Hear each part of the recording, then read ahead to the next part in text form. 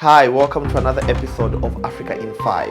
One continent, 5 headlines. My name is MJ and this is Kokoliko Media. So here are my top 5 stories from across the African continent making headlines this week. But before we continue, please remember to subscribe so you don't miss any other story. We begin in Nigeria, where the government has struck a $200 million deal with Welight, a pan-African distributed renewable energy company. The goal is to deploy hundreds of mini-grids, bringing reliable electricity to millions in rural and peri-urban communities. The country aims to increase its share of renewable energy from 22% to 50%, and it sees private investment as a critical aspect to realizing that goal. And now for our second story, we go to Guinea-Bissau.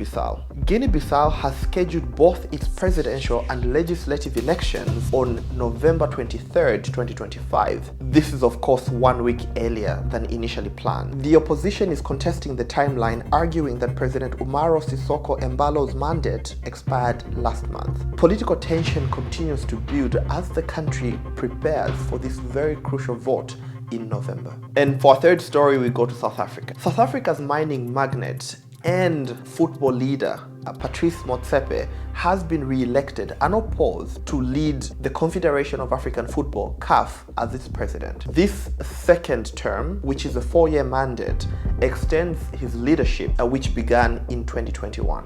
And now for my fourth story that comes from a new report from the organization Drone Wars UK, has revealed that drone strikes in Africa have killed over 943 civilians across 6 countries between 2021 and 2024. The report, titled Death on Delivery, criticizes the lack of distinction between combatants and civilians in these operations. Of course, experts warn that the actual death toll could be higher than the figure reported due to the secrecy that surrounds drone warfare across the African continent. And now for our final story, our Kokoliko moment, we travel to Botswana. Botswana has successfully launched its first satellite, Botsat-1.